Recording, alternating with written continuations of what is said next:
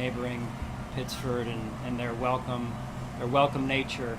Just went to a little visit to Pittsford Dairy last night just to make sure it was still there, and I'm not going to tell you how much I had or what I indulged in, but it was really good and a good way to start camp. So had an opportunity to take my son over there last night and just make sure it was still there. So I did that for everyone else's sake, just so you know. But it's great to be here. We believe in going away to camp. We've talked about that before, namely because of a couple of reasons, one of which is for our team to continue to come together and bond and develop that chemistry that we're going to need, and then not only get ourselves into football shape, but also build that key element of toughness that we need. It's hard to reinvent that, if you will, in October if you're not winning the line of scrimmage, and so we've got to get that done here and help that carry us forward into the season as we go through. So I'm a big believer in that toughness element to our football team, and you'll see that out of practice as we move forward here and get into full pads. So with that, I'll turn it over to you and your questions. Yeah, I mean, you'll see everyone out there at practice today, Sal, and they'll be out there in full capacity, I would say, as we go through camp. Some guys will be managed, Milano being one of them, and just to name one of them, but there'll be some guys that get vet days as we go, but we'll just take it one day at a time right now. How does camp change, if at all, with so many faces? That's kind of life in the NFL, right? It's a new year every season, and it's a new team every year. So you go back to starting from square one, and as I mentioned a few minutes ago, there's many steps between where we are now and where we're trying to get to as a football team and as an organization. This is a critical first step, coming to camp and really winning this first step at camp and accomplishing the goals that we want to accomplish. There's going to be some tweaks here and there with because of some of the youth on our roster and some new faces, as you mentioned. But overall, we believe in what we believe in and the core of what we do. Sean, what do you want to see out of Josh Allen this year? Verbally, know that it's set football this is I know Josh has put in a lot of time with those new pieces over the off season. Been very intentional about that. I think he's done a great job of taking ownership with that. And really it's trying to expose those guys to get on the same page as much as we can, and then their understanding of what they're going against from a defensive standpoint. So that is a big intention of ours at camp in the periods that we'll run and how we'll run and shape things as we go through camp. I know there's turnover every year, roster turnover. This time, though, the analogy of turnover you have is that staff and players. So it reminds you maybe to go take it back to 2018 in some ways? Possibly. I think overall it's always, and the way I'm looking at it this year, it's a little bit different than 2018. It's an opportunity, and you look forward to those opportunities, right? To bring a team along and put a team together. Certain players that work for us may not work for other teams. Certain players that work for them may not work for us. And I think one of the cool things about the position that I'm in, the position we're in as coaches, the position Brandon's in and his staff as well, is that we get a chance to put together a team. And that's not always just, hey, we're going to take the most talented guys across the board. I don't believe that's how you put a team together. Talent is important, but what's just as important, once we know that the talent is there, is how it all fits together. And the report offensively that was mentioned with Josh and how it all fits together in all three phases. So I think that's part of what's exciting about this season, is seeing how that all comes together. What have you seen from Keon Coleman and his approach now that they're training this first? Again, I just saw him the last I guess, half a day here. He got what I know so far is he's here on time. He's ready to go, and he looks like he's ready to attack this first practice. So I'll know a little bit more after I get out of this first practice here. I meant more what you saw from him in the spring. In the spring? Yeah. You know, he was a rookie, still is a rookie. That's not going to change. So he'll face the normal rookie challenges specific to his position. As spring went on, I saw him start to get more and more comfortable. I saw Josh spending more and more time with him, being intentional about that and building that rapport and chemistry. And then I saw him really starting to win some of those one-on-ones that happen from time to time at his position. Sean, Kyrie Elam seemed to have a strong spring. How does he carry that over? What's the mindset? You're talking with him, so he can carry that over in a training camp as he fights for a spot. Yeah, I mean, belief is important, right? Belief and confidence are a big part of performing, especially at this level, but not just this level, at many levels, youth level is included. So, it's a clean slate for Kyer, and we're looking forward to, in year 3, what he's able to do. And again, I think our environment usually helps players with that, right? In that belief and confidence, and we have to continue to instill that as coaches in him, and then he'll do the rest. And so he'll be out there at times running with the first group, at times with the second group, and we'll mix it and give him opportunities to really develop here.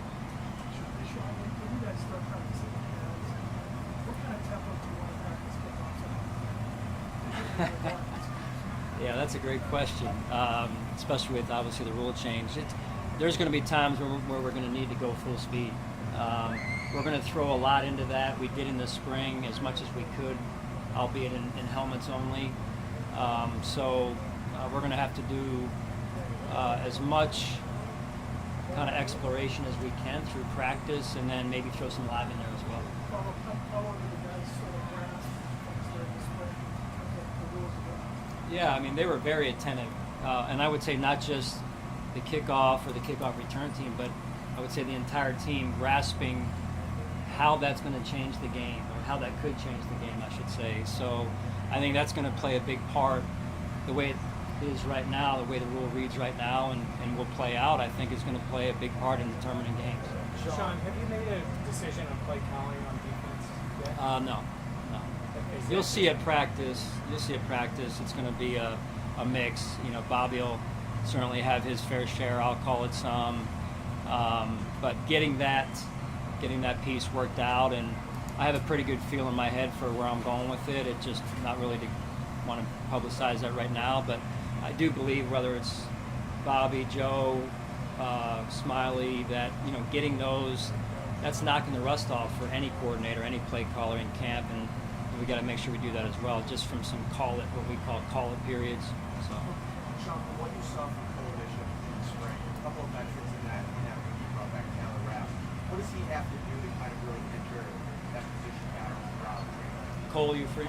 Yeah, no, I mean, he's got to come out and get off to a good start. I mean, we mentioned when we left to the whole team of being in the best shape that you've ever been in, because that's really the start. If you don't come to camp in shape, things happen, you're not available, and then you can't do anything, right? So staying available is important, and we'll see what type of, at least initial shape we're in. We had the conditioning test yesterday, but we'll see what type of real shape we're in a little bit today. That'll get tested, but then as we move through camp. And so I think really mastering the defense, which is hard to do in the first season. We're mastering, Matt, parts of it to where he can help us maybe in certain packages, starting there and then moving into the starting roles division. What do you think? What do you think decision Vaughn made? What do you hope that he needs? Well, I'm excited for Vaughn. That coming off of an ACL, as long as I've been around this game, is not easy. I don't care who you are. And there's been some variation, some guys coming back faster than others. But usually it's in that second season where the athlete's able to recapture their form. And that's going to be a challenge, but that's what Vaughn's here to do. I know he's worked hard in the off season, and that'll be a big piece for us as we move forward up front. Sean, you talked about Josh being intentional with the new wide receivers. Yeah. How would you see him maybe step up more vocally as a team leader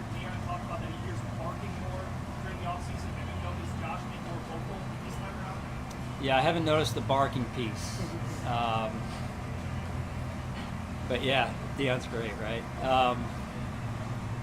Yeah, so Josh, overall, you talking like from a leadership standpoint? Yeah, I mean, I've noticed a ratcheted up form of Josh, and from a leadership standpoint, again, just being intentional about, and I say that going back to the spring, and I look forward to that continuing to ratchet up here.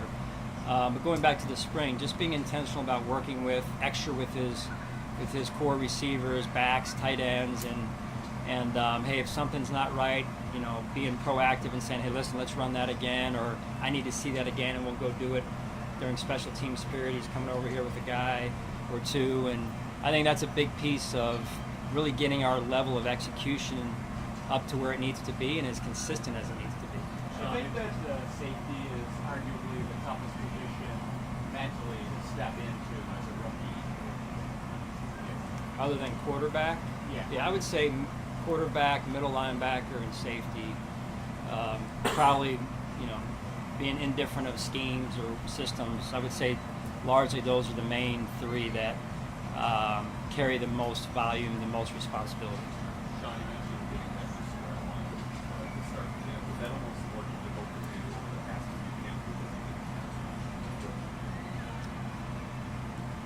The intention is to always start at square one, Joe, right? I think it's harder, and even talking with some of the veterans who are still here, and then some who at the end of the season went to other teams or are not playing right now. I think just speaking with them, it's harder for them mentally to really get back to square one and start over, and so there's an awareness piece with that that I took out of that, at least those conversations, and but I think that part is necessary. You have to almost force yourself to do it, even if and when you've been around a system a little bit or an environment. Sean, based off of what you said about the leadership and how tough it is to learn, so how important is Mike Edmonds getting him kind of fit in there and figuring things out? Yeah, and he had the injury in spring, so he missed a lot of time there. So that's huge, Josh, for him getting up to speed, the intricacies of our defense.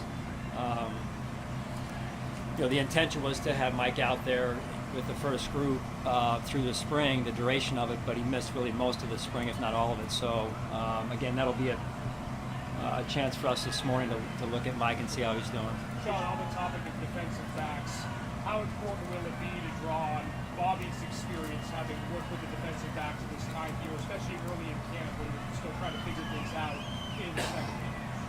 Yeah, and that's part of, it's awesome, fans, right? That's part of the, to me, the key ingredient of being a good coordinator is you've worked with defensive backfield, as you mentioned, and then Bobby's also worked with the linebacking core as well. So having in-depth knowledge of the back seven and then that connection that the linebackers have to the front, being exposed to both of those positions bodes well for Bobby as a coordinator, because not only can he call plays better because of that, but also connect with his staff, in particular the defensive line coaches, knowing, hey, I know enough about the front, how it works together, to have credibility, so to speak. And Sean, looking for the receiver depth top to bottom, is this maybe the most diverse, eclectic group of guys you have here? I mean, there's so many different skill sets. Yeah, there are, and it's kind of like you open the drawer to your silverware at home, and you're like, okay, tell me what this does, right? And sometimes I open the drawer at my home, and I'm like, I try and put the dishes back, and I'm like, I don't even know where this goes, right? I think we can all relate, or some of us at least. So, yeah. So anyway, it's Outside of silverware, what do you think? yeah. No, that's how I see it, honestly, is we don't really know what we have, but we know what we have. And it's interesting to see they're a very diverse group. I know a lot of people talk about we don't have a true number one and this and that. I think these guys will rise to the occasion. I really do.